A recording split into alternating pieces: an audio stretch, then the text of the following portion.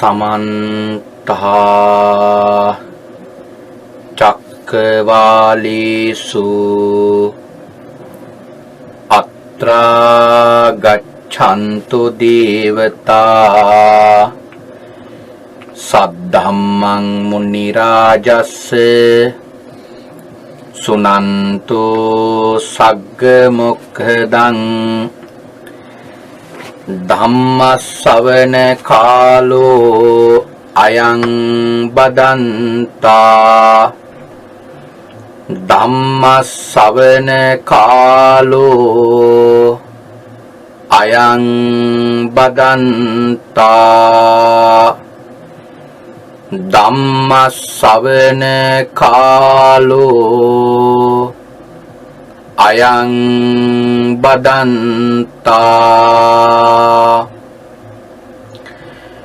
नमो तस्से भगवतो अरहतो सब्ब धम्मेषु अपटिहत ज्ञानचारस्य दस बलधरस्य चतुर्वेशारज्य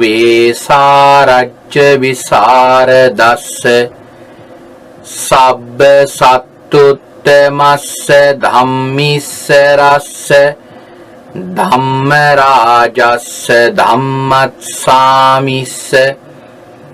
तथागतस्य सब्बन्युनो सम्मा सम्बुद्धस्य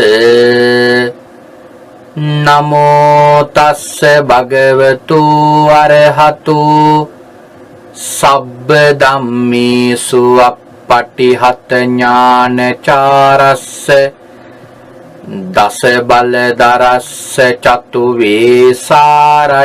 विशारदस्य सब्ब सत्तुत्तमस्य धम्मीश्वरस्य धम्मराजस्य धम्मस्वामिस्य तथागतस्य सब्बन्युनो सम्मा सम्बुद्धस्य नमो तस्य भगवतो अरहतो सब्ब धम्मेषु अपटिहत ज्ञानचारस्य दस बलधरस्य चतुर्वेशारज्य विशारदस्य सब्ब सत्तुत्तमस्य धम्मीश्वरस्य धम्मराजस्य धम्मस्वामिस्य तथागतस्य सब्बन्युनो सम्मा सम्बुद्धस्य උතුම් වූ භාග්‍යවතුන් වහන්සේට මාගේ උතුම් නමස්කාරය වේවා. ධම්ම ස්වාමී ලෝක ස්වාමී භාග්‍යවතුන් වහන්සේටයි ධර්මයක් දේශනා කරන මේ වෙලාවේ මාගේ මොවින් වැරදි වචනයක් පිට නොවේවා, මිත්‍යා දෘෂ්ටික වචනයක් පිට නොවේවා. මගේ අදහසක් ධර්මයට විරුද්ධව පිට නොවේවා. උතුම් වූ භාග්‍යවතුන් වහන්සේගේ සත්‍යමෝ බුද්ධ වචනය භාග්‍යවතුන් වහන්සේ සතුටු වෙන ආකාරයට දේශනා කරන්න මට ශක්තිය ලැබේවා. ඒ සඳහා සියලු ආර්යයන් වහන්සේලාගේ අනුග්‍රහය ලැබේවා. සියලු සත්පුරුෂයන් වහන්සේලාගේ අනුග්‍රහය ලැබේවා. සියලු ශාසන ආරක්ෂකයින් වහන්සේලාගේ අනුග්‍රහය ලැබේවා. හැම දිනාටම භාග්‍යවතුන් වහන්සේගේම ධර්මය අවබෝධ කරගෙන උතුම් චතුරාර්ය සත්‍ය ධර්මයම අවබෝධ කරගනිත්වා. සාදු සාදු සාදු.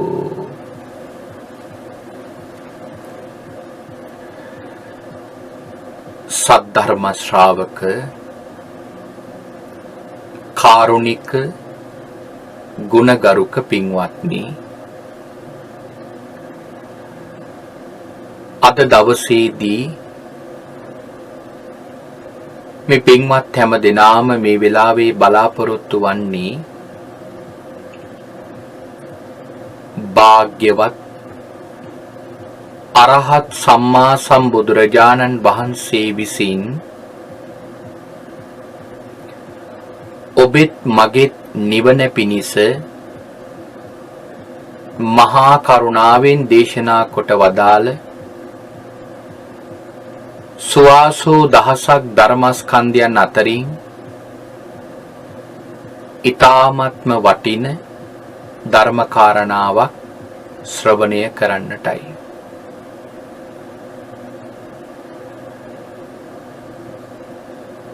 අද මේ උතුම් වූ සද්ධර්ම දේශනාවේ දායකත්වයේ ගෙන කටයුතු කරනු ලබන්නේ ඕස්ට්‍රේලියාවේ මෙල්බන් නුවර පදිංචි මිත්‍රසේන ගමගේ මහත්මාත්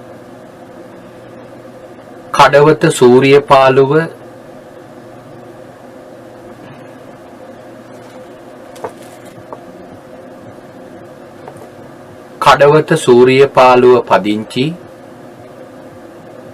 ගාමිණී ගමගේ සොහොයුරා ඇතුළු පින්වත් පිරිසයි අද මේ දේශනාවේ දායකත්වයේ දරන්නේ. අපි මේ පින්වතුන්ට දේශනාව නිමාවටපත් වූ පසු මෙවන් උතුම් ධර්ම දානයකින් ලබන අති උදාර කුසලය අපි ඒත්තන්ට අනුමෝදන් කරමු.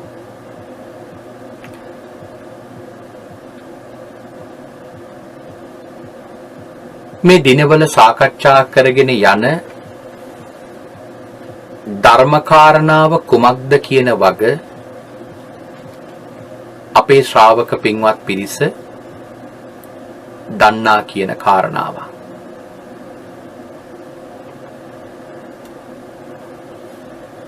ලෝතුරා භාග්‍යවතුන් වහන්සේගේ අති සුවිශේෂී ප්‍රාතිහාර්යයක් වන යමක මහා ප්‍රාතිහාර්ය පාලා දෙව්ලොව වැඩම කරලා දෙවියන්ට අභිධර්ම දේශනාව කළ ආකාරයේ පිළිබඳ සිදු කෙරෙන දේශනා මාලාවයි මේ සිද්ධ කරනු ලබන්නේ.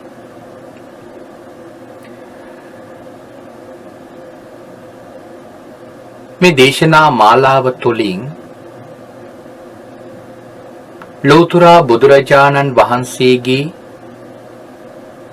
අප්‍රමාණ ගුණ කදම්බය අල්ප මාත්‍ර ප්‍රමාණයක් අපට දේශනා කරගන්නට පුළුවන්කමක් ලැබෙනවා. ඒ තුල ගැබ්වෙන අනන්ත වූ ගුණයන් භාග්‍යවතුන් වහන්සේ කෙරෙහි අප්‍රමාණ ශ්‍රද්ධාවක් උපදවා ගන්නට තරම් ශක්තිමත් කරුණ බවට පත් වෙනවා. බුදුරජාණන් වහන්සේ නමක් තුල පවතින ගුණ අපට මෙපමණයි කියලා සීමා කරන්නට බෑ. භාග්‍යවතුන් වහන්සේ දේශනා කරලා තියෙන්නේ භාග්‍යවතුන් වහන්සේගේ ගුණ අචින්ත්‍යයි කියලා. අපට ධර්මයේ සඳහන් කරලා තිබෙන මේ කරුණු කාරණාවල් තුලින් ඒ අචින්ත්‍ය වූ බුදු ගුණ අතර අල්ප මාත්‍ර ප්‍රමාණයක් අපට වටහා ගන්නට පුළුවන්කමක් ලැබෙනවා නම් එය මෙවන් වූ ධර්මයක් සම්බුදු සසුනක් පවතින යුගයක අපට ලැබෙන මහ භාග්‍යය. අපි හැමදාම සලකන්නේ එකයි. මෙවැනි ධර්ම දේශනාවක් මේ විදියට සිද්ධ කරන්න ලැබෙනවා කියන්නේ කොයිතරම් මහ පුණ්‍ය කර්මයක්ද? ඒක මහා භාග්‍යයක් කොට අපි හැම වෙලාවකම සලකනවා. එhmenan අපි පසුගිය සතියේ දේශනාව නිමා කරපු තැනින් අපි අද මේ දේශනාව ආරම්භ කරමු. පසුගිය සතිය අපි දේශනාවේ නිමාවට පත් කළා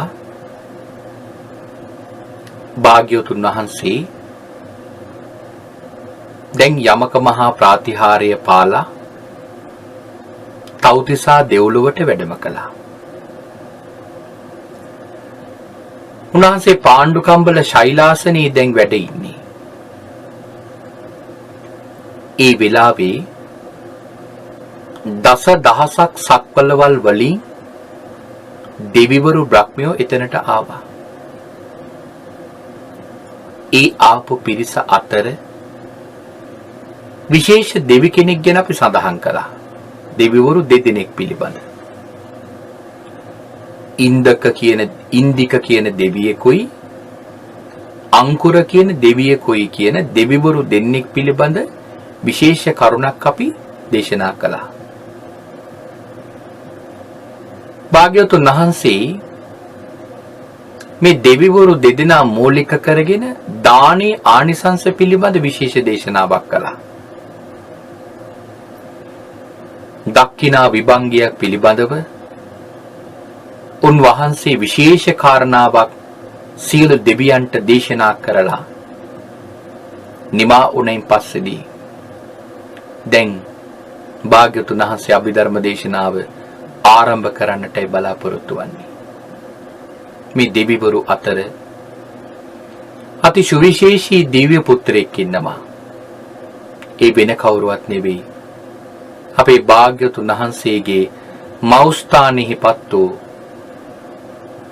සාරා සසරේ කල්ප ලක්ෂයක් එක දිගට පාරමී ධර්මයන් පුරාගෙනම ප්‍රාර්ථනා කරගෙන ආපු මහා මායා දේවිය දැන් තව්තිසා දෙව්ලොව මාතුරු දිව්‍ය රාජ්‍යය වෙලා වැඩ වාසය කරනවා.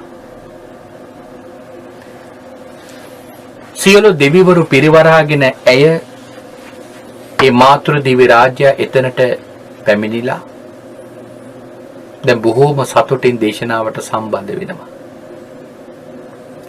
මාතුරු දිව්‍ය රාජ්‍යය පිළිබඳත් මං හිතනවා මේ දේශනා මාලාවේ කතා කළ යුතුම මාතෘකාවක්. අපි ඒ කාරණාව ඉදිරි ධර්ම දේශනාවේදී සාකච්ඡා කරමු. දෙවිවරු පිරිවරාගෙන ඇවිල්ලා ඒ වෙලාවේ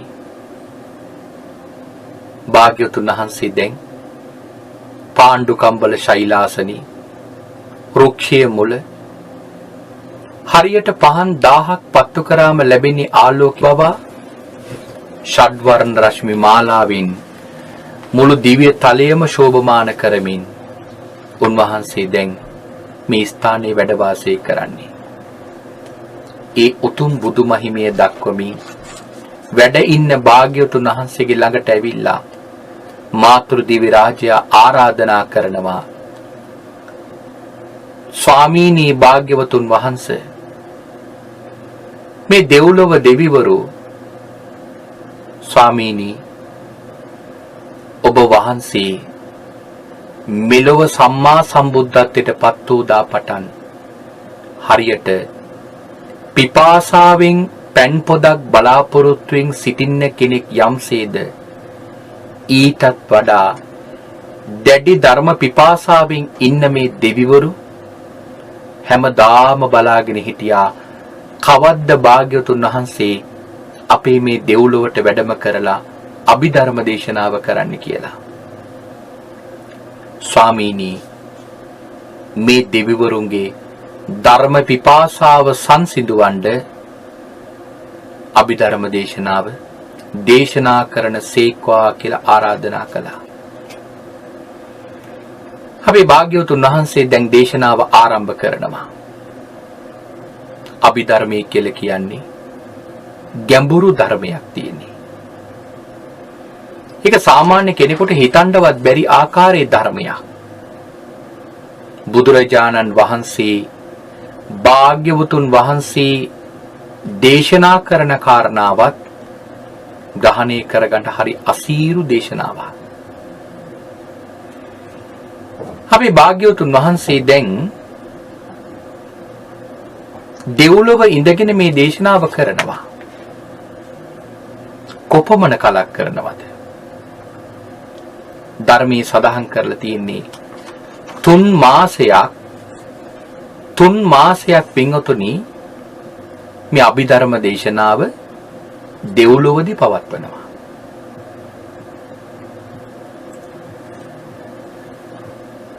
තව්තිසා දෙව්ලොවට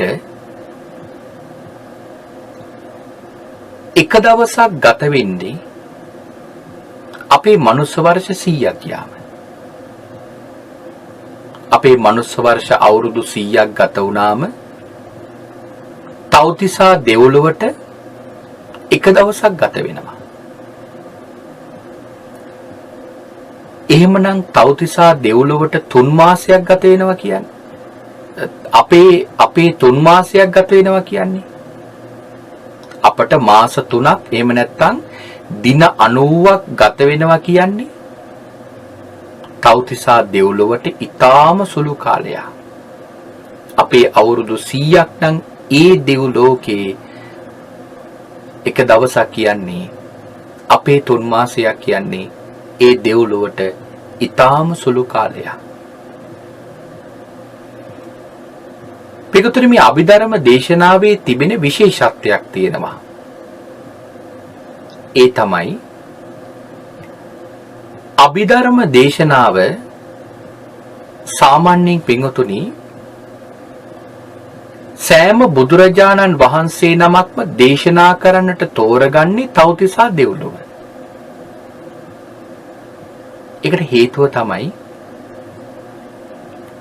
කෙනෙක් සූත්‍රයක් ඉගෙන ගත්තොත් සූත්‍ර පිටකේ ඉගෙන ගන්නවා කියලා කිව්වොත් අද දීඝනිකායන් සූත්‍රයක් ඉගෙන ගන්න පුළුවන්. හෙට මජ්ක්‍ධිම නිකායන් සූත්‍රයක් ඉගෙන ගන්න පුළුවන්. අනිද්දා අංගුත්තර නිකායන් සූත්‍රයක් ඉගෙන ගන්න පුළුවන්. වෙනස් වෙන්න පුළුවන්. නමුත් පින්වත්නි අභිධර්ම දේශනාව කියන්නේ එහෙම ඉගෙන ගන්න පුළුවන් දේශනාවක් නෙමෙයි.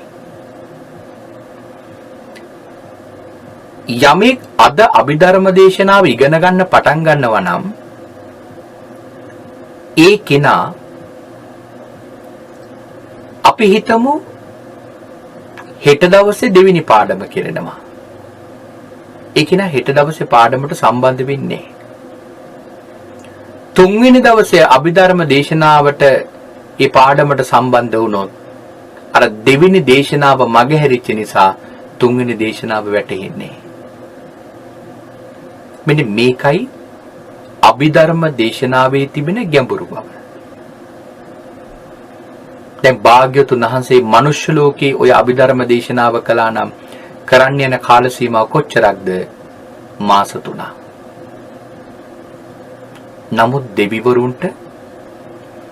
දෙවිවරුන්ට දේශනා කරන්නට ගත වෙන්නේ ඊටාම සුළු කාලයයි. හැබැයි කාලය වෙනසක් නැහැ. අපිට මාස 3 යනවා වගේම තමයි බුදුරජාණන් වහන්සේට අර දෙව්ලොවදී දැනෙන කාලය. ඒකේ කාලේ ගත වීමේ වෙනසක් නැහැ. ඒක සමානව සිද්ධ වෙනවා. නමුත් ඒ ගෙවීම තුල තව්තිසා දෙව්ලොව දෙවියන්ට දැනෙන වෙලාවයි අපට දැනෙන වෙලාවයි වෙනස්. දැන් බුදුරජාණන් වහන්සේ දෙවියන්ට මේ දේශනාව කරනකොට හරියට අපි මේ ගුවන් කාලයෙන් පැයක් දේශනාවක් කරනවා වගේ භාග්‍යවතුන් වහන්සේට එක දිගටම අභිධර්ම දේශනාව පවත්වන්න පුළුවන්. දැන් බුදුරජාණන් වහන්සේට තව්තිසා දෙව්ලොව වැඩ ඉන්නව නම් මාස 3ක් ඉන්න ඕන. හැබැයි භාග්‍යවතුන් වහන්සේ මිනිස්සෙක්. උන්වහන්සේට පින්වතුනි මිනිස්සෙක් වෙලා දිවි ලෝකේ හිටියම අර මනුෂ්‍ය ශරීරයට කල යුතු ඒ සියලුම ශරීර කෘත්‍යයන් කරන්නට ඕන. දානේ වළඳන්නට ඕන. පෑන් පහසු වෙන්නට ඕන. මේ කටයුතු ටික කරන්නට ඕන. ඒ නිසා බුදුරජාණන් වහන්සේට පින්වත්නි ඔය කටයුතු කරන්න දේශනාව නතර කරන්න වෙනවා. නමුත් බුදුරජාණන් වහන්සේ ආවර්ජනය කරලා දකිනවා එහෙම කළොත් නවත්ත මේ දේශනාව කළොත් මේ දෙවියන්ගේ ළඟ කාරණාවල් දෙකකින් පීඩාවට ලක් වෙන්න සිද්ධ වෙනවා. එකක් තමයි නවත්ත දේශනාව කරනකොට සමහර දෙවියන්ට මේ දේශනාව වැටහෙන ප්‍රමාණය හරි අඩුයි. සිහිය වෙනස් වෙන්න පුළුවන්. ඊළඟ කාරණාව තමයි අපි හිතමු අපිට මාස 3ක් ගත වෙන්න තව්තිසා දෙව්ලොවට යන්නේ විනාඩියයි. මම නිකන් හිතලා කියන්නේ අපිට විනාඩියක් කියලා. තව්තිසා දෙව්ලොවට යන්නේ විනාඩියයි. විනාඩියකුත් ඊට වඩා අඩු කාලයක් අපිට විනාඩියක් කියලා. එතකොට භාග්‍යවතුන් වහන්සේට 90 වතාවක් දන්වල දන්නට ඕන. දැන් ওই විනාඩිය තුල බුදුරජාණන් වහන්සේ දේශනාව 90 වතාවක් නතර කළා 90 වතාවක් දන්වල දන්න ගියොත් අර සමහර දෙවියන්ට ඒ කාරණාව වටහා ගන්න බැරුව හිතට වැරදි සිතුවිලි එන්න පුළුවන්.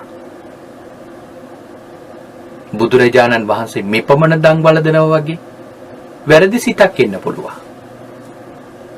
එහිමුණොත් දෙවියෝ සමහර දෙවිවරු අකුසල් කරගන්නවා. අපේ භාග්‍යවතුන් වහන්සේ මේ කාරණාව නිසාම මොකද කළේ? දෙවියන්ට කරුණාව දක්වමින් භාග්‍යවතුන් වහන්සේ දේශනාව කරගෙන යන අතරතුර බුදුරුවක් නිර්මාණය කරනවා. භාග්‍යවතුන් වහන්සේ බුදුරුවක් නිර්මාණය කරනවා. ඒ නිර්මිත බුදුරුවට අදිෂ්ඨාන කරනවා. බුදුරුවක් නිර්මාණය කළා මවලා භාග්‍යවතුන් වහන්සේ අදිෂ්ඨාන කරනවා. කොහොමද? මෙන්න මෙපමණ වෙලාව මේ දේශනාව කරන්නට ඕන. භාග්‍යවතුන් වහන්සේ අදිෂ්ඨාණයෙන් තමයි දැන් මේ නිර්මිත බුදුරුව දේශනාව පවත්වන්නේ.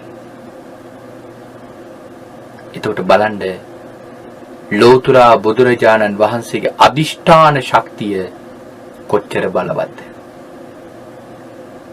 මේ වෙලාවේ මේ ධර්ම කාරණාව කියවෙන්නට ඕන. මේ වෙලාවේදී මේ කිනාට මෙන්න මේ කාරණාව වැටහෙන්නට ඕන. අපි මේ කාරණාව තේරුම් කරගන්න මෙහිම උදාහරණයක් ගමු.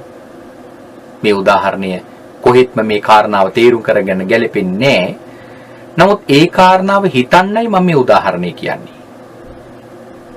භාග්‍යවතුන් වහන්සේ මේ නිර්මිත බුදුරුවා මවලා දේශනාව පවත්වන්නට අදිෂ්ඨාන කරපු එක පිළිබඳ හිතන්නයි මම මේ උදාහරණය කියන්නේ. පන්තියක ළමයි පිරිසක් ඉගෙන ගන්නවා. ඉගෙන ගන්නකොට ගුරුවරේ ඒ පන්තියේ ළමයිට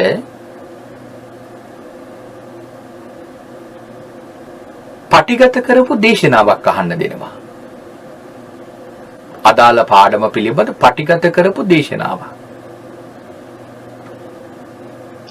හිතලා බලන්න පින්වත්නි මේ දේශනාව කරගෙන යනකොට ඒ ළමයිට අතරමඟ ගැටලු ඇති වෙන්න පුළුවන්. සමහර ළමයිට හිත විසිරෙන්න පුළුවන්. සමහර ළමයිට නිින්ද යන්න පුළුවන්. මෙන්න මෙවැනි අවස්ථාවකදී පින්වත්නි සැබෑ ගුරුවරයා හිටියානම් දැන් ළමයිට බොහොම නීරසයි. එහෙම නැත්නම් ළමයිට මේ කාරණාව තේරෙන්නේ නැහැ. තේරෙන්නේ නැති වෙනවා කියලා හිතනකොට තව උදාහරණයක් මොනවා හරි කියලා පැහැදිලි කරන්න පුළුවන් පැහැදිලි කරන කාරණාව. හැබැයි පටිගත කරපු දේශනාවක් විකාශනය කරගෙන යනකොට අර අතර මග ළමයින්ට නොතේරුණොත් ඒක තේරුම් කරවන්න උදාහරණයක් කියන්න හිතන්න බෑ. මම මේ කාරණාව සඳහන් කරේ දෙව්ලොව දෙවිවරුත් පින්වතුනි ධර්මදේශනාව ශ්‍රවණය කරනකොට මේ නිර්මිත බුදුරුවගෙන් ඒ මවපු බුදුරජාණන් වහන්සේගෙන් පින්වත්නි ඒ කාරණාව ශ්‍රවණය කරනකොට ඒ දෙවියන්ට අනාගතේ මෙන්න මෙහෙම හිත විසිරෙන්න පුළුවන්. මෙන්න මෙහෙම මේ කාරණාව නොවැටහෙන්න පුළුවන්. සමහර දෙවියන්ට නොවැටහෙන්න පුළුවන්. සමහර දෙවියන්ගේ හිත විසිරෙන්න පුළුවන්. එහෙම හිතෙන්න පුළුවන්. පින්වත්නි බුදුරජාණන් වහන්සේ ඒ සියලු දෙවිවරුන්ගේ සියලු සිත් දැකලයි අර නිර්මිත බුදුරුවට අදිෂ්ඨාන කරන්නේ මේ දේශනාව මෙන්න මෙහෙම කරන්න කියලා. එදා ධර්මයේ සඳහන් කරලා තියෙනවා බුදුරජාණන් වහන්සේ එතන බුදුරුවක් නිර්මාණය කරලා එතනින් වැඩම කරලා මේ දේශනාව පවත්වන්නේ නිර්මිත බුදුරුවක් කියන බව කිසිම දෙවියෙකුට බ්‍රහ්මයෙකුට දැනගන්න ඉඩක් ලැබිලා නැහැ. ඔවුන් හිතන්නේ මේ අපේ භාග්‍යතුන් වහන්සේ බණ කියන්නේ කියලා. එහෙම බුදුරුව නිර්මාණය කරලා භාග්‍යතුන් වහන්සේ අනෝතත්ත විලට වැඩම කරනවා. අනෝතත්ත විලේ තියෙනවා සුගත් තොට කියලා තොටුපොළ. මේ අනෝතත්ත විල කියලා කියන්නේ මනුෂ්‍ය ඇසට ගෝචර නොවන විශේෂ විලක්. මෙහි තිබෙනවා පින්වතුනි සුගත් තොට කියලා තොටුපොළ. සාමාන්‍යයෙන් අනෝතත්ත විල ගැන කතා කරනකොට බොහෝ තැන්වල සඳහන් කරලා තියෙන්නේ එහි නාන තොටුපොළක්. දෙවිවරු නානවා. ඊළඟට බුදුවරු නානවා, පසේ බුදුවරු නානවා, රහතන් වහන්සේලා නානවා, එදිමතුන් නානවා, නාගයෝ ඇවිල්ලා නානවා. එහෙම නාගයෝ ජල ක්‍රීඩා කරපු අවස්ථාවලුත් අපි ධර්මයේ සඳහන් කරලා තියෙනවනේ. අර අනුරුද්ධ මහරහතන් වහන්සේගේ බඩේ කැක්කුමකට සුමන සාමණේරයන් වහන්සේ පැංගේන්න යන්නෙත් මේ අනෝතත්ත විලට. දැන් මේ තොටුපොළේ තියෙනවා සුගත් තොට කියලා වෙනම තොටුපොළ. ඒ තොටුපොළෙන් තමයි භාග්‍යතුන් වහන්සේ පැන් පහසු වෙන්නේ. භාග්‍යතුන් වහන්සේ එහි පැන් පහසු වෙලා තමන් වහන්සේ පිණ්ඩපාතයේ සඳහා වැඩම කරන උතුරු කුරු දිවයිනට උතුරු කුරු දිවයිනෙන් දන් වළඳලා භාග්‍යතුන් වහන්සේ පින්වත්නි සංකස්ස පුරේට වැඩම කරලා දානීය වළඳලා එතන මදක් විවේකීව වැඩ ඉඳනවා. ආන් ඒ වෙලාවේ එතනට වැඩම කරනවා පින්වතුනි සාරිපුත්ත මහරහතන් වහන්සේ. තනියෙන් නෙවෙයි භික්ෂුන් වහන්සේලා 500 දෙනෙක් එක්ක. සාරිපුත්ත මහරහතන් වහන්සේගේ ළඟ භික්ෂුන් වහන්සේලා 500 නමක් මහාන වෙනවා. කොහොමද මහාන වෙන්නේ? අර අපි කලින් මතක් කළපු විදියට භාග්‍යවතුන් වහන්සේ යමක මහා ප්‍රාතිහාර්ය පාපු දවසේ ඒ මහා ප්‍රාතිහාර්ය දැකලා බුදුරජාණන් වහන්සේගේ සසුන පිළිබඳ අපමණ ශ්‍රද්ධාවක් ඇති කරගත්තා මේ තරුණියෝ 500 දෙනා. එහෙම ශ්‍රද්ධාවක් ඇති කරගෙන සාරිපුත්ත මහරහතන් වහන්සේගෙන් පැවිදි ඉල්ලුවා. ඒ භික්ෂුන් වහන්සේලා 500 දෙනෙක් බවට පත් වෙලා ඒ 500 දෙනත් එක්ක තමයි සාරිපුත්ත හාමුදුරුවෝ දැන් මේ සංකස්ස පුරයට වැඩම කරලා ඉන්නේ. එදා සාරිපුත්ත මහරහතන් වහන්සේ භාග්‍යවතුන් වහන්සේට වත් පිළිවෙත් කරනවා, පාත්‍රය දෝවණය කරනවා, අවශ්‍ය උපස්ථාන සියල්ලක්ම උපස්ථායකෙකුසේ කරනවා. සියලු කටයුතු නිමා වුණාම අපේ භාග්‍යවතුන් වහන්සේ ඔබත් මමත් කෙරෙහි අනුකම්පාවෙන් අර දෙව්ලොව දෙවියන්ට දේශනා කරපු අභිධර්ම දේශනාව සංක්ෂිප්තව සාරිපුත්ත හාමුදුරන්ට දේශනා කළා. භාග්‍යවතුන් වහන්සේ හිම තමන් වහන්සේ නිර්මිත බුදුරුවයි දේශනා කරන සියලු දේශනාව දවස ගානේ මෙතනට වැඩම කළා සාරිපුත්ත හාමුදුරන්ට දේශනා කළා. හැබැයි සංක්ෂිප්තව. සාරිපුත්ත මහරහතන් වහන්සේ මොකද කළේ? අර සංක්ෂිප්තව අහපු ධර්ම කාරණාව විස්තරාත්මකව භාග්‍යවතුන් වහන්සේ ඉගෙනගත්තු කාරණාව විස්තරාත්මකව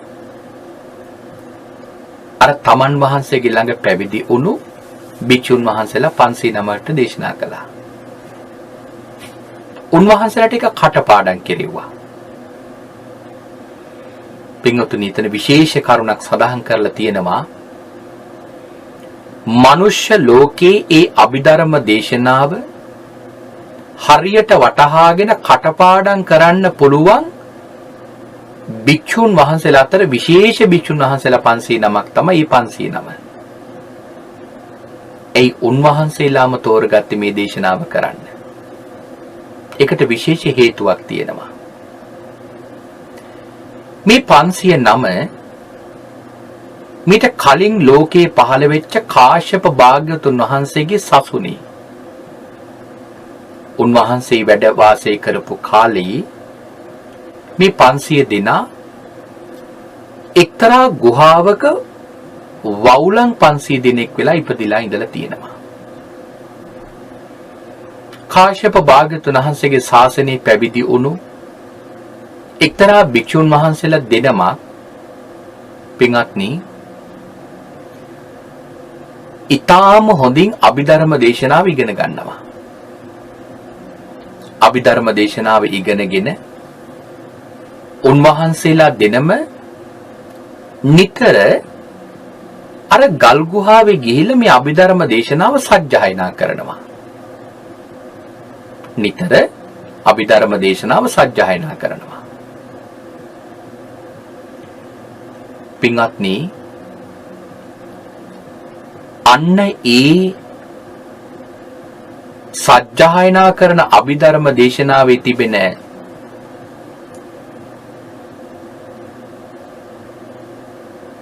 දේශනාවේ ස්වරයේ කෙරෙහි අර වවුලම් 500 දෙනා හිතලව ගන්නවා. ඒ හඬට අර වවුලු 500 දෙනා කැමති වෙනවා. කැමති වෙලා හැමදාම පින්වතුනි අර හාමුදුරුවෝ දේශනා කරන අභිධර්ම දේශනාව කන් යොමා අහගෙන ඉන්නවා. පින්වත්නි, ධර්මයේ සඳහන් කරලා තියෙනවා එදා ඒ කිරිවවුලන් 500 දෙනා අභිධර්ම දේශනාව අහපු නිසා දවසක් ඒ ගල් ගුහාව ඇතුලේ විෂ දුමක් ඇවිල්ලා අර 500 දෙනාම මරණයටපත් වෙනවා. ඒ 500 දෙනා මරණින් මතුව දෙව්ලොව උපදිනවා. අපේ භාග්‍යවතුන් වහන්සේ ලෝකේ පහළ වෙන කාලේ ඔය 500 දෙනා සවැත් නුවර උපදිනවා. පින්වත්නි, අන්න ඒ 500 දෙනයි සාරිපුත්ත මහරහතන් වහන්සේගේ ළඟ මේ ලෙස පැවිදි වුණේ. එතකොට පින්වතුනි, සාරිපුත්ත හාමුදුරුවෝ මේ 500 දෙනාම තෝරගත්තේ ඇයි අභිධර්ම දේශනාව උගන්වන්න, කටපාඩම් කරවන්න. අර කාශ්‍යප භාග්‍යවතුන් වහන්සේගේ ශාසනයේ ඊටාම හොඳින් ඒ දේශනාව අහලා තිබිච්ච නිසා. ඒ නිසා මේ ශාසනයේ අභිධර්ම දේශනාව එකවරක් කියනකොටම ඊටාම හොඳින් අවබෝධ වෙලා ඒ දේශනාව කටපාඩම් වෙනවා.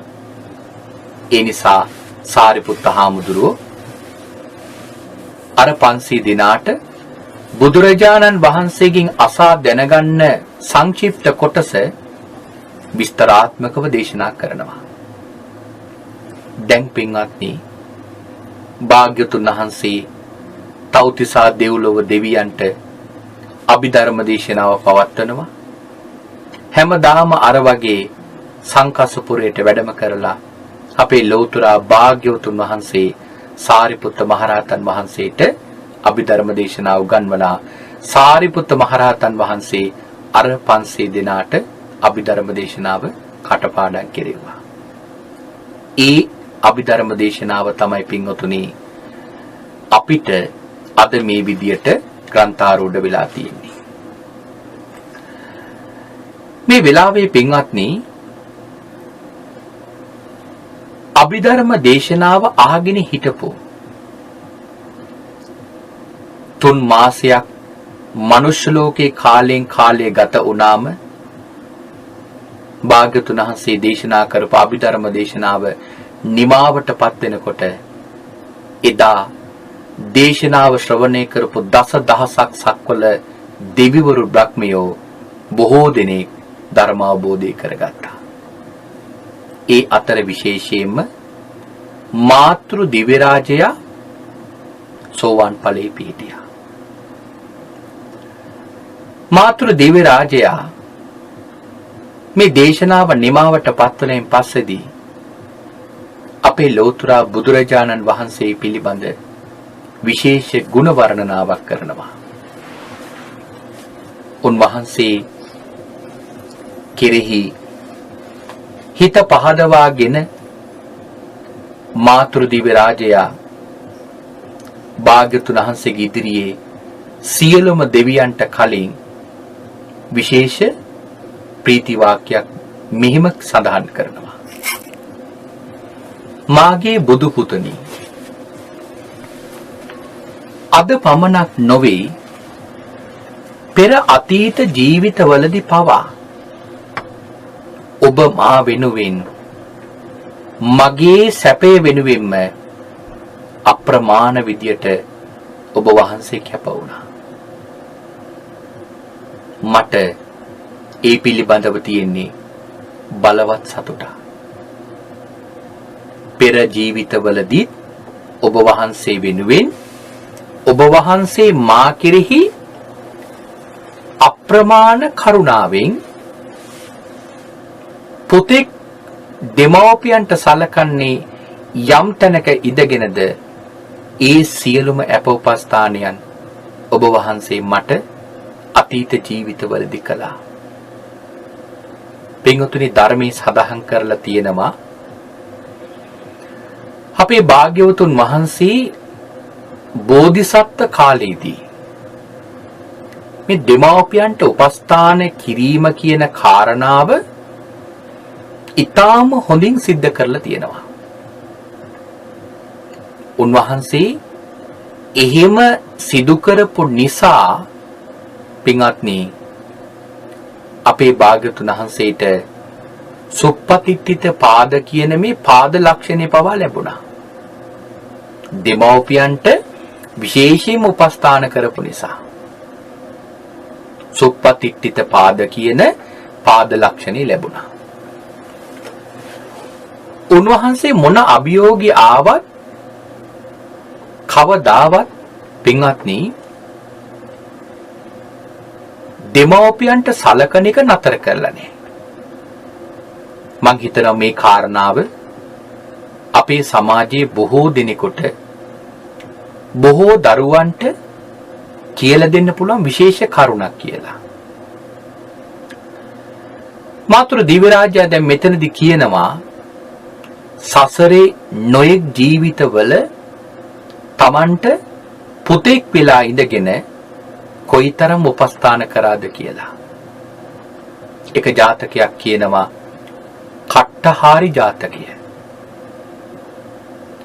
කට්ටහාරි ජාතකයේදී මහා මායා දේවිය එක 16ක් වෙලා ඒ ජීවිතය උපදිනවා. දවසක් රටේ රජතුමා උයන් කෙලියේ සිරි නරඹ ඉන්නකොට මේ 16ව දකිනවා. ඒ ජීවිතයේ මේ 16 ඊටාම ප්‍රියමනාප ප්‍රසන්න රූපයක් ලැබමින් තමයි ඉපදුනේ. ඒ නිසා ඇය කෙරෙහි හිත පහදවාගෙන ඇය කෙරෙහි ඇල්මක් ඇති කරගෙන ඒ උයනේ ඉන්න තාක්කල් ඇයත් එක්ක මේ කාමීහි හැසිරෙමින් රජතුමා උයනේ වාසය කළා. මෙහෙම ටික දවසක් යනකොට ඇය ගැබ් ගත්තා. ඒ කාරණාව රජතුමාට දැන්නුවා. රජතුමා තමන්ගේ අතේ තිබිච්ච මේ රාජ මුද්‍රාව සහිත මුද්දා ඇය අත තබලා කිව්වා, පුතෙක් උපන්නොත් මේ මුද්ද පුතාගේ අතට දීලා මගේ ළඟට එවන්න. දියණියක් උපන්නොත් මේ මුද්ද විකුණලා ඒ ලැබෙන මුදලින් දියණියව පෝෂණය කරන්න. එහෙම කියලා රජතුමා යන්න ගියා. එදා ඒ 16 කුසේ උපන්නේ වෙන කවුරුවත් නෙවෙයි අප මහ බෝසතාණන් වහන්සේ. ඒ වෙලාවේදී දැන් මේ බෝසතාණන් වහන්සේ මෙලව ඉපදුනාට පියෙක් නෑ. ඒ නිසා නොයෙක් ළමයි උසුළු විසුළු කරනවා. සමහර දෙනෙක් පියෙක් නැති දරුවෙක් ලෙස හඳුන්වනවා. ඒ නිසා දවසක් ගිහිල්ලා බෝසතාණන් වහන්සේ අම්මගෙන් අහනවා, මෑණියනි කවුද මගේ තාත්තා? ඒ වෙලාවේදී මෑණියෝ කියනවා, ඔබේ පියා තමයි රටේ රජතුමා. පියා පිළිබඳ දැඩි ආශාවකින් පුතා හිටි බව දන්න නිසා මව එදා රජතුමා තමන්ට කියපු විදියට අර රාජ මුද්‍රාව සහිත මුද්ද පුතාගේ අතට දීලා මාලිගාවට යවුවා. මාලිගාවට එක් කරගෙන ගියා. මේ වෙලාවේදී රජතුමාට මේ කාරණාව දැන්නුවා. නමුත් රජතුමා දැන් මේ වෙනකොට බොහෝ කාලයක් ගත වෙලා අර එදා හිටපු තැන නෙවෙයි දැන් ඉන්නේ. රජතුමා මේ කාන්තාව දැක්ක ගමන්ම අඳුනගත්තා. නමුත් නොඅඳුනන කෙනෙකුසේ රජතුමා ඇත් එක්ක කතා කළා. ඒ වෙලාවේ රාජ මුද්‍රාව සහිත මුද්ද දුන්නම රජතුමා කියනවා, මේ දරුවා මගේ නෙවෙයි, මම මේ දරුවා දන්නෙත් නැහැ, නුඹව දන්නෙත් නැහැ. මේ මුද්ද මගේත් නෙවෙයි, මේ මුද්ද මම දන්නෙත් නැහැ. මෙහෙම කිව්වම ඒ කාන්තාව දරුවා අතට අරගෙන කියනවා, මහරජ, මට ඔබ වහන්සේට මේ ඔබේ පුතා කියලා ඔප්පු කරන සාක්ෂි නැහැ. මට තියෙන්නේ එකම සාක්ෂියයි සත්‍ය. ඒ සත්‍ය පාරමිතාව සත්‍යානුභවයෙන් මං සත්‍යක්‍රියාවක් කරනවා කිව්වා. දෝතට දරුවා අරගෙන අහස දිහාවට විසි කරනවා. මේ පුතා නුඹේ නම් අහසේ රැඳෙන්න ඕන. මේ පුතා නුඹේ නෙවෙයි නම් මහ පොළොවට වැටෙන්නට ඕන. දරුවා දෝතට අරගෙන අර මව අහසට විසි කළා. ඒ සත්‍යානුභවයෙන් බෝසතාණන් වහන්සේ ආකාශතලයේ රැඳුණා. එතනම ඉඳගෙන බෝසතාණන් වහන්සේ තමන්ගේ මවට කරපු ඒ හානියට, නින්දාවට දොස් නගමින් ධර්මයේ දේශනා කළා. රජතුමා සිංහාසනින් නැගිටලා දෑත දිගු කරලා තමන්ගේ ළඟට එන්න කියලා ආරාධනා කරලා බෝසතාණන් වහන්සේ රජතුමාගේ ළඟට අරගත්තා. ඒ බෝසතාණන් වහන්සේට යුවරජ තනතුර ලබලා දුන්නා. මව්දේවියට අග්‍ර මහේශිකා තනතුර ලබලා දුන්නා. එතනදී මහා මායා දේවිය දැන් තව්තිසා දෙව්ලොව ඉඳගෙන කියනවා, ස්වාමීනි, ඔබ වහන්සේ එදා දුප්පත් මෙලව උපන් මම ඔබ වහන්සේ මාව එදා අග්‍ර මහේශිකාවක් තනතුරකට පත් කළ සැප දුන්නා. එහෙම සැප දුන්නු වාර නම් ස්වාමීනි, දාසිව උපන් ජීවිත ලබා රජතුමාට අග්‍ර මහේශිකාව බවට පත් කරලා එහෙම සැප දුන්නු ජීවිත නම් මෙපමණයි කියලා කියන්න බෑ. ඒකක් විතරයි. ඊළඟ තවත් ජාතකයක් සඳහන් කරනවා සුසීම ජාතකය. සුසීම ජාතකයේදී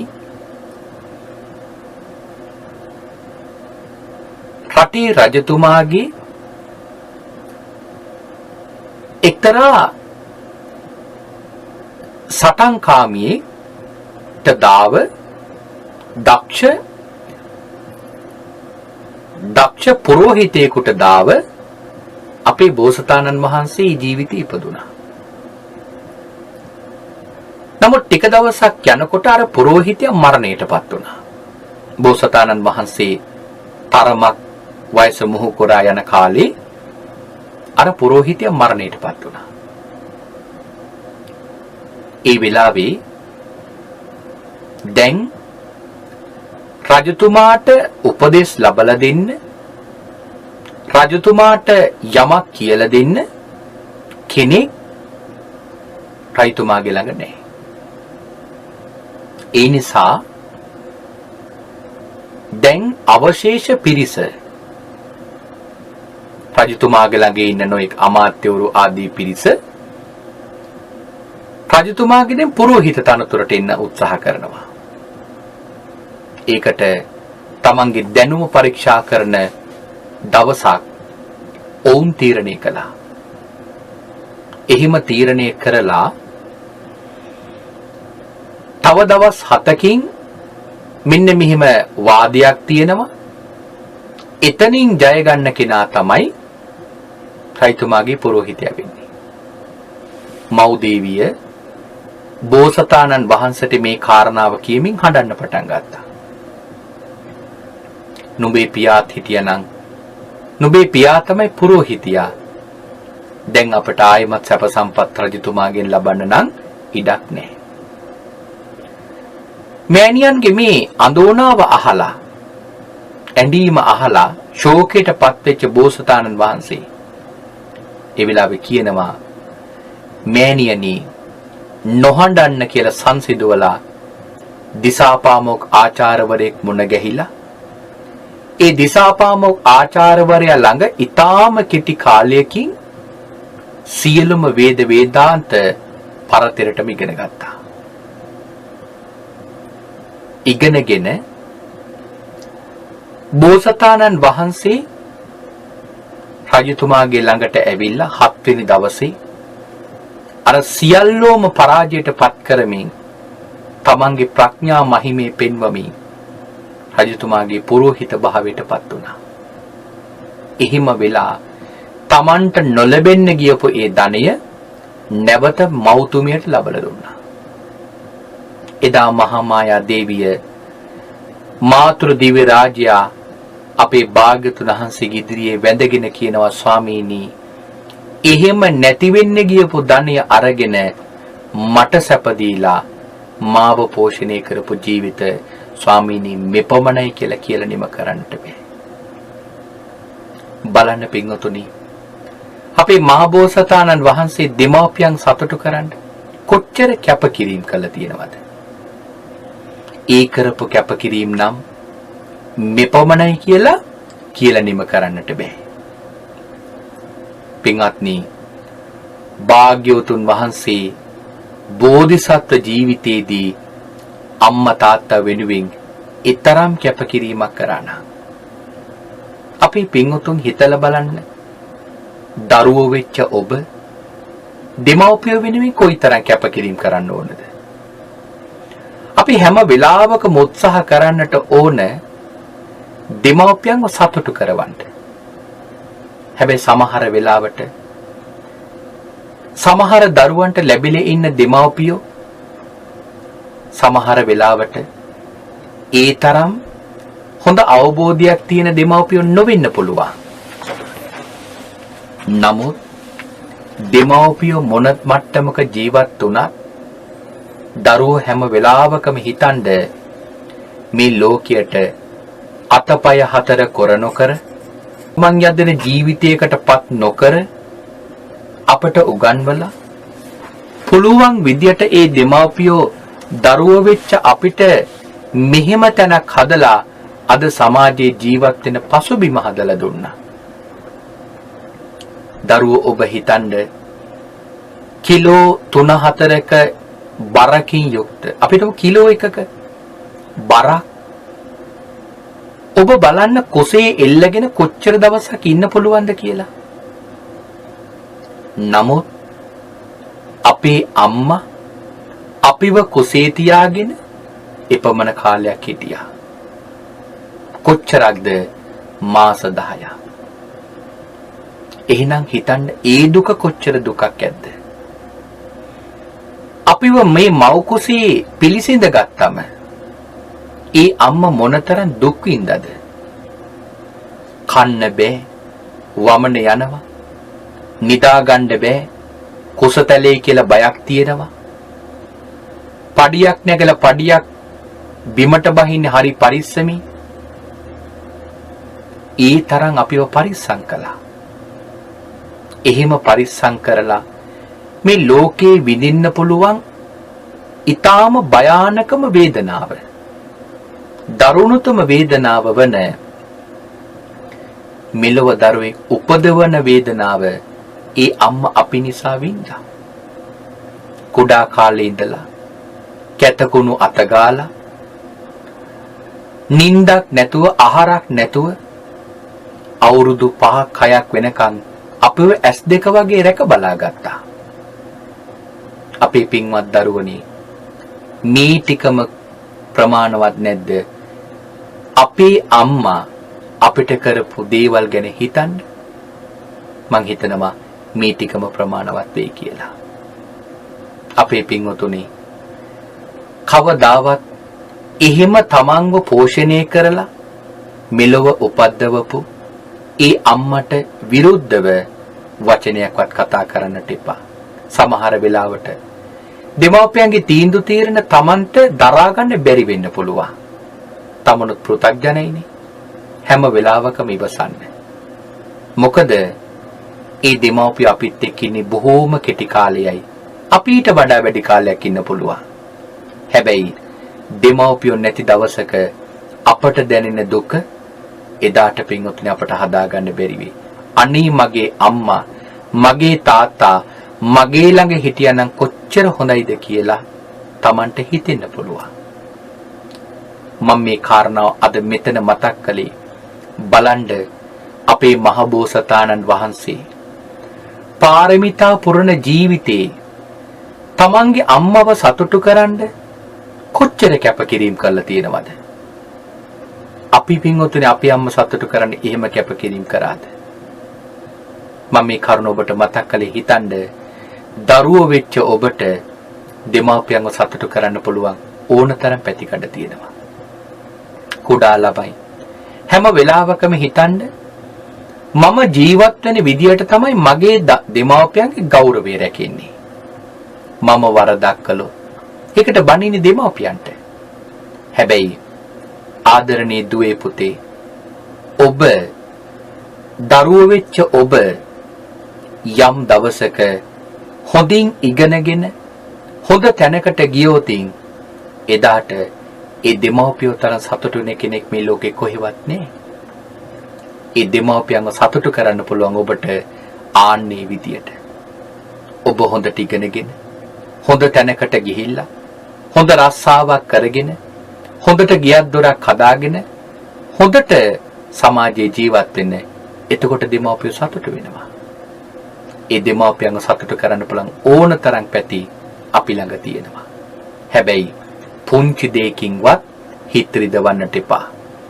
Tamanට කිරි දීලා හදපු කටින් වචනයක් අම්මගේ හිත රිදෙන කතා කරන්න එපා. අතපය හතර කොරණ කර හදපු අතින් කවදාවත් අතක් උස්සන්නට එපා. ඒ දෙමව්පිය වෙනුවෙන් සසරේ ගිවා නිම කරන්නට බැරි මහා දරුණු අකුසල කර්මයක් වෙනවා. මම මේ කරුණ මතක් කළේ මං කලින් මතක් කළා වගේ බෝසතාණන් වහන්සේ ළඟ තිබිච්ච මහ බෝසත් පාරමිතා ගුණයක් තමයි දෙමව්පියන්ට සැලකීම කියන මේ අති උදාර කාරණාව. ජාතක පොතේ පිඟුතුනි ජාතක ගණනාවක් තියෙනවා. අලින චිත්ත ජාතකයේදී, මාතුපෝසක ජාතකයේදී, සාලි කේදාර ජාතකයේදී, බන්ධනාගාර ජාතකය, කුරුධම්ම ජාතකය, මහා ධම්මපාල ජාතකය, දසරත්ත ජාතකය, නන්දිමිග ජාතකය, කුස ජාතකය, සෝනනන්ද ජාතකය, තේමිය ජාතකය, විස්සන්තර ජාතකය, මෙන්න මේ ජාතක කතා ටික පින්වතුනි අපේ පින්වතුන් පුළුවන් විදියට කියවලා බලන්න මහබෝසතාණන් වහන්සේ දෙමව්පියන්ව සතුටු කරන්න කොයිතරම් දේවල් කරලා තියෙනවද කියලා.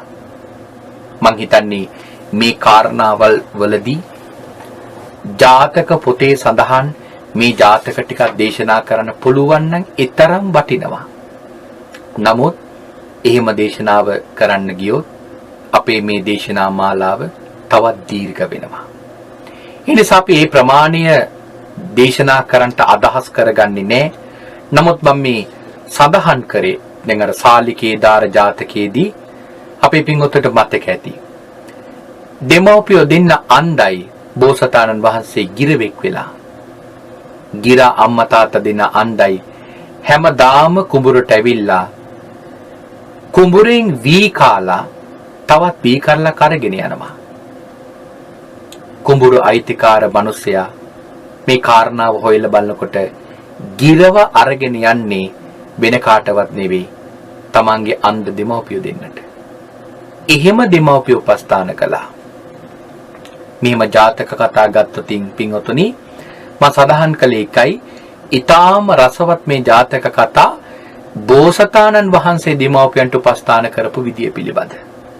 මම ඒක අපේ දරුවන්ට උනත් මේ කාරණා මතක් කරන්නේ මේ ජාතක කතා ටික පුළුවන් නම් පින්වතුනි කියවලා බලන්න අපේ මා බෝසතාණන් වහන්සේ දෙමව්පියන්ට කොහොමද උපස්ථාන කළේ කියන කාරණාව. එhmenan මම මේ කාරණාව අද මෙතනදී ඔබට විශේෂයෙන්ම සඳහන් කළේ අද මේ දේශනාව සිදු කරන අතරතුර අපේ මහබෝසතාණන් වහන්සේ මේ දෙමව්පියන්ට උපස්ථාන කරපු විදිය පිළිබඳවත් ඔබට පැහැදිලි කරන්න ඕන නිසා. එදා මාතෘ දිව්‍ය රාජය භාග්‍යවතුන් වහන්සේගේ අභිධර්ම දේශනාව අහලා ඒ වෙලාවේදී භාග්‍යවතුන් වහන්සේ ඉදිරිපිට මෞතුමිය මේ මාතෘ දිව්‍ය රාජය සෝවාන් ඵල ලැබමින් මේ සියලු කරුණු කාරණාවල් මතක් කරමින් භාග්‍යවතුන් වහන්සේට පූජාවක් පවත්වනවා.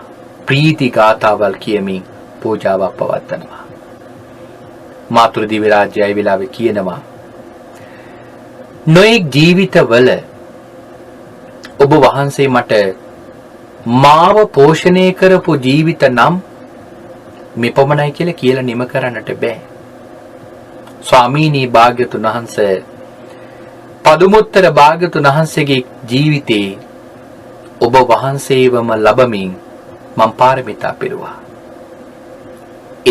එතෙන් පටන් පුරා කල්ප ලක්ෂයක් පුරාවටම මම මගේ කුසට වෙන කිසිම පුතෙක් පැතුවේ නෑ ඔබ වහන්සේ හැර.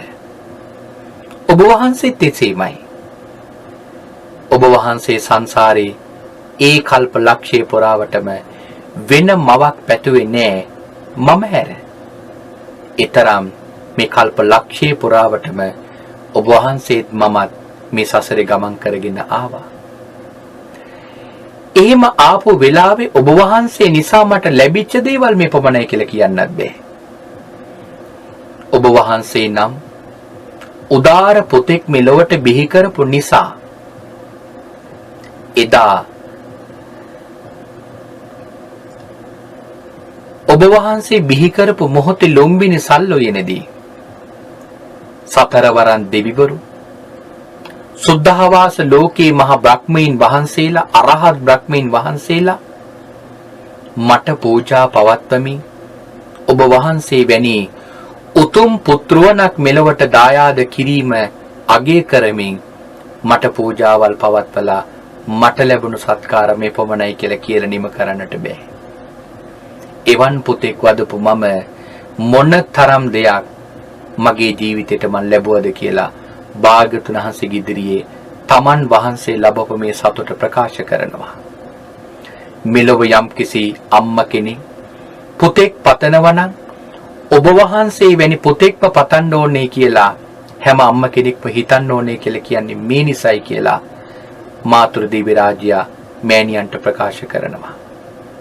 මෙන්න මේ කාරණාවල් සියල්ලක්ම දේශනා කරලා මෞතුමිය භාග්‍යවතුන් වහන්සේට පූජාවක් පවත්වලා එදා සෝවාන් ඵල ලැබලා හිටපු මාතුරු දිව්‍ය රාජ්‍ය භාග්‍යවතුන් වහන්සේට වන්දනා කරනවා. පින්වතුනි, භාග්‍යවතුන් වහන්සේ 3 මාසයක් පුරාවටම මේ අභිධර්ම දේශනාව පවත්වලා ඒ දේශනාව නිමාවටපත් කළා. උන්වහන්සේ නැවත සංකස්සපුරයට වැඩම කරනවා. එමනම් අපි ලබන සතියේ දේශනාවේදී අපේ භාග්‍යවතුන් වහන්සේ සංකස්සපුරයට වැඩම කරන විදිය පිළිබඳ අපි දේශනාවේ සාකච්ඡා කරමු. අදට කාල වේලාව නිමාවටපත් වෙලා තිබෙන නිසා අපි මේ දේශනාව මෙතකින් නිමාවටපත් කරනවා. එමනම් අද දවසේ අපි දේශනාවේදී සාකච්ඡා කළේ භාග්‍යතුන් වහන්සේ එදා දෙවියන් උදෙසා අභිධර්ම දේශනාව පැවැත්වූ ආකාරය පිළිබඳව. එමනම් අද දවසේ මෙවන් උතුම් සද්ධර්ම දේශනාවක් මුළු මහත් ලෝකයා කිරීම මහත් අනුකම්පාවෙන් දේශනා කරවන්නට ධර්ම දේශනාවේ දායකත්වයේ දරන පින්වතුන්ට පුණ්‍යානුමෝදනා කරන්නට බලාපොරොත්තු වෙනවා. අද දේශනාවේ දායකත්වයේ දරන්නේ ඕස්ට්‍රේලියාවේ මෙල්බන් නුවර පදිංචි මිත්‍රසේන ගමගේ මහතා සහ කඩවත සූරියපාලුව පදිංචි ගාමිණී ගමගේ සොහොයුර ඇතුළු පින්වත් පිරිස. මේ පින්වතුන් බලාපොරොත්තු වෙනවා කඩවත සූරියපාලුව පදිංචිව සිට 2018 4 වෙනි මාසේ 8 වන දින පරලෝ සැපත් ජෝතිපාල ගමගේ මහත්මාට පින් අනුමෝදන් කරන්නට. ඒ වගේම පෝද්දල හතේ කනුව චන්ද්‍රවාසහි පදිංචි සිට 2004 පළවෙනි මාසේ 7 වන දින පරලෝ සැපත් KAG ධර්මදාස මහත්මාට පින් අනුමෝදන් කරන්නටත්, ඒ වගේම ගම්පහ මොරගොඩ පදිංචිව සිට 2020 5 වෙනි මාසේ 5 වන දින පරලෝ සැපත් SD ක්‍රිස්ටෝපර් මහත්මාට පින් අනුමෝදන් කරන්නට මේ වෙලාවේ බලාපොරොත්තු වෙනවා. ඒ සියලු බලාපොරොත්තු පැතුමන් ප්‍රාර්ථනා කරන විදියටම මිය පරලෝකීය සියලු ඥාතීන්ට පින් අනුමෝදන් වේවා. ඒ හැම දිනාගේම භවගාමී ජීවිත සුවපත් වේවා. ඔවුන් ප්‍රාර්ථනා කරන බෝධියකින් උතුම් චතුරාර්ය සත්‍ය ධර්මය අවබෝධ වේවායි අපි සාදු කියා පින් අනුමෝදන් කරමු. ඒ වගේම සුජීවත්ව සිටින හැම දිනාටම නිදුක් නිරෝගී දීර්ඝායුෂ සම්පන්නිය ප්‍රාර්ථනා කරනවා. ඒ හැම දිනාටම නිදුක් භව නිරෝගී භව සැලසේවා. කායික මානසික සුවපත් භාවය සැලසේවා කියලා මේ වෙලාවේ සෙත් ප්‍රාර්ථනා කරන විවිධස්ගතව සිටින ඒ මහත්මාටත් නිදුක් නිරෝගී දීර්ඝායුෂ සම්පන්නිය සැලසේවා. නිරන්තරයෙන්ම තුනුරුවන්ගේ ආශිර්වාදය තමන්ගේ ජීවිතයට ආශිර්වාදයක් ආරක්ෂාවක්ම වේවා කියලා මේ වෙලාවේ පුණ්‍ය ආනුමෝදනා කරනවා. රැස් කරගත්තු උදාර කුසලානිසංස ධර්මයෝ විශේෂයෙන්ම මේ වෙලාවේ පුණ්‍යානුමෝදනා කරනවා නෙත් නාලිකාවේ සභාපතිතුමන්ටත් සාමාන්‍ය අධිකාරිතුමන් ඇතුළු කාර්ය මණ්ඩලයේ පින්වත් හැම දිනාටමත් මේ උතුම් ධර්ම දානමේ පින් අනුමෝදන් කරමි. අනුමෝදන් වේවා. ඒ හැම දිනාටම නිදුක් බව නිරෝගී බව සැලසේවා. මෙවන් උතුම් ගාම්භීර ධර්මයක් අපට දේශනා කරන්නට මනා කරුණාවෙන් ධර්මයේ උගන්වන මාගේ ගුරු දේවයානන්ටත් මිපින් බලයෙන් නිදුක් බව නිරෝගී බව සැලසේවා. කායික මානසික සුවපත් භාවය සැලසේවා. දිගාසිරි සම්පත් සැලසේවා කියලා සෙත් ප්‍රාර්ථනා කරනවා. ඒ වගේම මා මේ ලෝකෙට බිහි කරපු මාගේ ආදරණීය මෑණියන්ටත් මිපින් බලයෙන් පරලෝකීය ජීවිතය සුවපත් වේවා. ඒ වගේම ආදරණීය පියාණන්ටත් පරලෝකීය ජීවිතය සුවපත් වේවා. මා පැවිදි කරපු ගුරු දේවෝත්තමයන් වහන්සේටත් මේ පින් අනුමෝදන් වේවා. ඒ හැම දිනාටම මේ පින් අනුමෝදන් කරගෙන සසර ගමන සුවපත් කර ගනිත්වා. ඒ වගේම ප්‍රාර්ථනීය බෝධියකින් උතුම් චතුරාර්ය සත්‍ය ධර්මය අවබෝධ කර ගනිත්වා. අවසානයේදී ඔබ අප හැම දිනාටම කෙටිම කාලයකින් පහසුම ආකාරයෙන් සුඛසහගත ප්‍රතිපදාවෙන් සියලු දුකින් මිදෙම්වා. මේ සියලු කෙලෙස් බරින් නිදහස් වෙම්වා. අජර වූ අමර වූ නිවන ලැබ සැනසෙන්නට මේ කුසල් උතුම් පාරමිතාවක්ම වේවායි. සාදු සාදු සාදු කියා ප්‍රාර්ථනා කරගමු. ආකාශට්ටා ච බුම්මට්ටා දේවානාගා මහිද්దికා පුඤ්ඤන්තං අනුමෝදිත්වා චිරන් රක්칸තු සම්මා සම්බුද්ධ ශාසනං. ආකාශට්ටා ච බුම්මට්ටා දේවානාගා මහිද්దికා පුඤ්ඤන්තං අනුමෝදිත්වා චිරන් රක්칸තු සම්මා සම්බුද්ධ දේශනං. ආකාශට්ටා ච බුම්මට්ටා දේවානාගා මහිද්దికා පුඤ්ඤන්තං අනුමෝදිත්වා චිරන් රක්칸තු සම්මා සම්බුද්ධ ශාවකං.